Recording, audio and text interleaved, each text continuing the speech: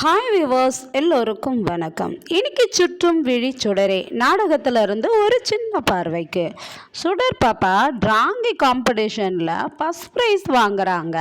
அப்போ அவங்களுடைய நேர்மையும் அவங்க மனசுக்குள்ளே இருக்கிற எல்லாருக்கும் நீதி கிடைக்கணுன்ற அந்த மன வலிமையும் நாங்கள் பாராட்டுறோம். பரவாயில்ல, இந்த சின்ன வயசுலேயே அவங்க எல்லாருக்குமே நீதி கிடைக்கணும்னு போராடுறாங்க. அதனால் அதை வெளிக்கொண்டு வந்திருக்காங்க அவங்க டிராயிங் மூலயமா. இந்த சின்ன வயசில் இந்த அறிவு கூர்மையை பாராட்டி அவங்களுக்கு இந்த அவார்டை தரோம் அப்படின்னு சொல்லிட்டு அந்த பள்ளி அவங்களுக்கு அவார்டு கொடுக்குது. அப்போ அவங்க அம்மாவும் சேர்ந்து வாங்குறாங்க. வாங்கிட்டு உடனே கேப்டனை தேடுறாங்க. அந்த இடத்துல கேப்டன் இல்லைங்க. அதனால் வெளியே வந்துடுறாரு. உடனே கேப்டன், ஏன் கேப்டன் நீங்கள் வெளியே வந்துட்டீங்க அப்படின்னு சொல்லி கேட்குறாங்க. அதுக்கப்புறம் நீங்கள் இந்த போட்டிக்கு என்னை கூட்டிக்கிட்டு வந்ததே நீங்கள் தான் கேப்டன். அதனால் இந்த அவார்டு உங்களுக்கு தான் சேரும்னு சொல்லிட்டு அவருக்கு அந்த அவார்டை போட்டு விடுறாங்க. அப்போ வெற்றி சொல்கிறாரு, சுடர், ஒரு குழந்தைக்கு அம்மாவுடைய அருகாமை எவ்வளவு முக்கியன்றத நீ விளக்கி எடுத்து காட்டிட்டம்மா. அதை உன்னை நினச்சா எனக்கு அவ்வளோ பெருமையாக இருக்குது அப்படின்னு சொல்லி பேசுகிறாரு. அதுக்கப்புறம் சரி எல்லாரும் வீட்டுக்கு போகலான்ட்டு போகிறாங்க. போகும்போது அதுக்கப்புறம் மறுநாள் ஸ்கூலில் சந்திக்கிறாரு. சுடர் மௌனமாக உக்காந்துருக்காங்க. அப்போ வெற்றி கேட்குறாரு, என்ன சுடர் மௌனமாக உக்காந்துருக்க அப்படின்னு சொல்லிட்டு. ஏன் கேப்டன், எனக்கு அப்பா நல்லவராக இருந்திருந்தா அந்த இடத்துக்கு வந்திருப்பாரு இல்லை அப்படின்னு சொல்லிட்டு சொல்கிறாங்க. ஆமாம் சுடர் அப்படின்னு சொல்கிறாரு. எங்கள் அப்பா இருக்கிறாரா?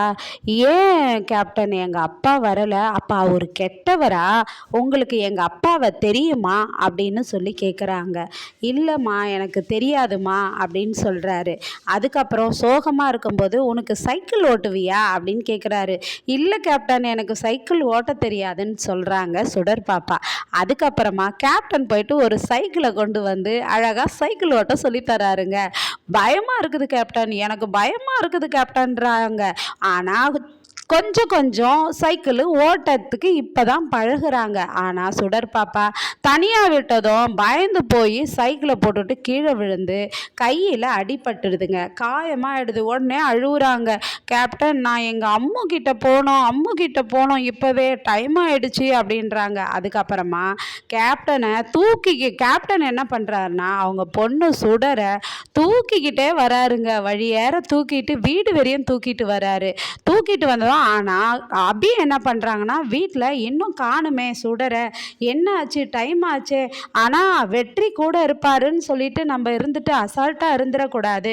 அதனால் நாம் அவளை போய் பார்க்கலான்ட்டு விறுவிறுன்னு பர்ஸ் எடுத்துகிட்டு வெளியே வரும்போது இப்போ சுடர் பாப்பா வந்துடுறாங்க. அப்போ சுடர், டைம் என்ன ஆச்சு, இதுதான் வர நேரமானு திட்டுறாங்க. நீ உள்ளே போ, நான் வரேன்ட்டு சுடர் பாப்பாவை உள்ளே அமுச்சிட்டு வெற்றியை போட்டு கண்ணா பின்னான்னு திட்டுறாங்க. உன் மனசில் என்ன நினச்சிட்டு இருக்க நீ?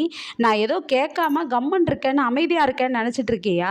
இங்கே பாரு, நீ என்ன உன் இஷ்டத்துக்கு ஆடுற? டைம் என்னாச்சு, நான் எப்படி பதறேன் தெரியுமா அப்படின்றாங்க. அப்போது வெற்றி சொல்கிறாரு, நீ இதுக்கே ஒரு 2 மணி நேரம் லேட் ஆகுனதுக்கே பதறனன்னு சொல்கிறியே, 10 வருஷம் கழிச்சு தான் என் குழந்தை இப்படி ஒரு ஜீவன் எனக்கு வந்திருக்குதுன்னே தெரியும்.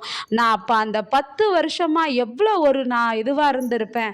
அதை நினச்சி நான் அழறேன். என் மனசுக்குள்ளவே என் சுடருக்கு கிடைச்ச தண்டனையை நினச்சி என் மனசு காயப்பட்டு நொந்து கிழிச்சிக்கிட்டு அழுகுறேன் நான். உனக்கு என்ன தெரியும் என்னுடைய வேதனையை பற்றி அப்படின்னு சொல்லிட்டு அவர் வந்துடுறாருங்க.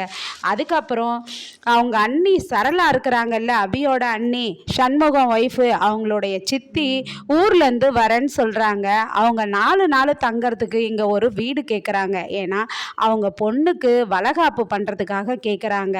அப்போ சண்முகம் சொல்கிறாரு, யார் சரளா 4 நாளைக்கு வீடு தருவாங்க அப்படின்றாரு.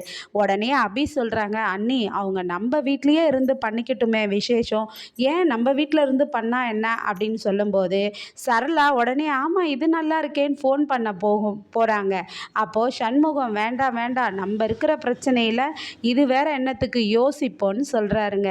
நாளைக்கு அவங்க ஃபேமிலி இந்த சரளா சண்முகத்துக்கு ஃபேமிலிக்குள்ளே என்னென்னலாம் ஆட்டம் போட போகிறாங்களோ அந்த கதையை வேற பார்க்கணும் நம்ம. அதுக்காக காத்திருப்போமா? நன்றி, பாய்.